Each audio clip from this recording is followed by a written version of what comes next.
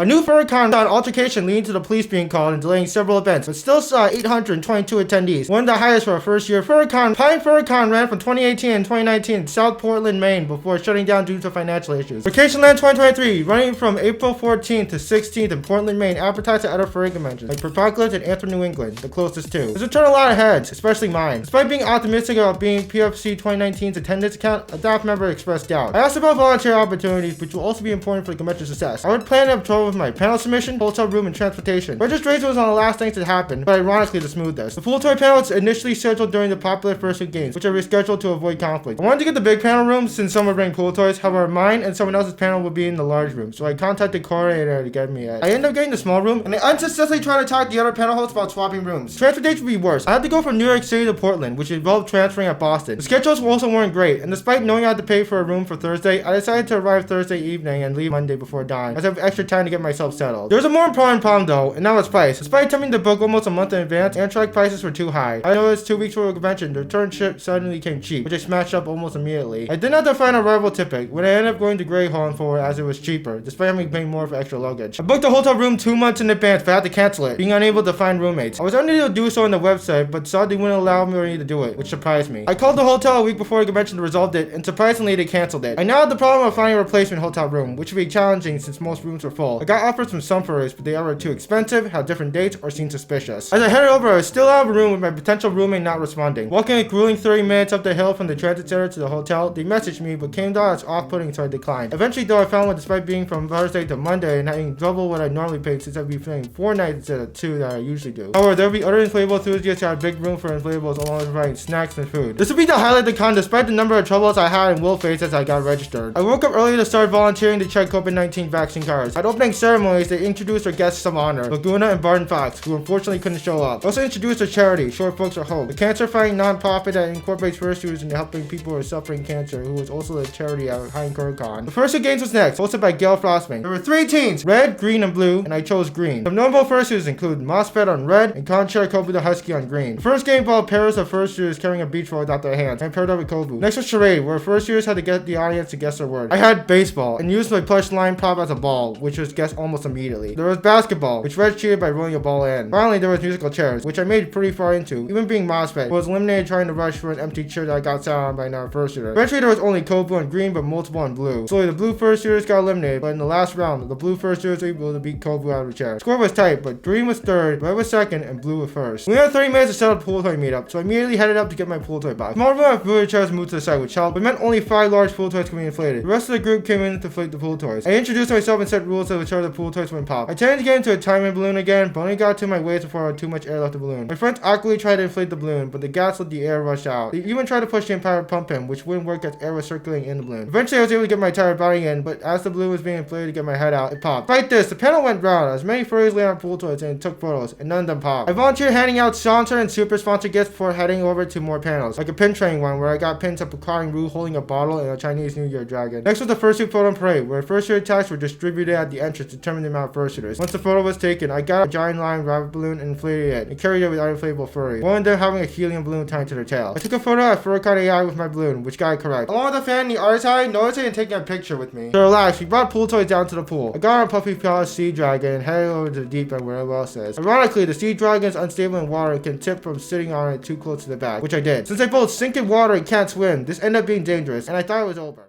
A friend noticed my predicament and got me out. You think I decided to stay out of the pool after it, but I continued chilling on the pool toys, but in the shallow end. Pool toys were then wiped down and deflated as I head up to more panels. I volunteered moving chairs in preparation for Furry Feud, based on Family Feud. I went to the photo room to take some pictures of my giant balloon with Sven Fennec, who also ran the photo room at Apocalypse. I attended 2 game show panels based off World and Family Feud. As I volunteered again, there was trouble as a person wearing all black yelled and headed into the room, dropping a suspicious bag and hid backstage. The rooms were evacuated for attendee safety, while another person and I guarded the hallway to make sure attendees didn't get past. We had to wait for convention security and eventually police to come in and make sure there wasn't anything dangerous. Eventually, the person was escorted out and I picked up my stuff. One of the most notable things auctioned after the charity auction was a sticker-filled chair and the Conchair Kobu paraded around. There were 225 pursuers and $6,611 donated. They were expecting 400 to 500 attendees beside 822, one of the highest turnouts for a first-year Furry convention. Other Furcons saw more attendees in the first year, some coming off of previously canceled conventions and others not. Furcationland is still the 6th highest first year attendee turnout, not only only did the attendees have a great time, but so did hotel staff. That's when you know a convention has succeeded. Want to hear about the convention that came before Furcationland? Check out the history of Pine Furcon.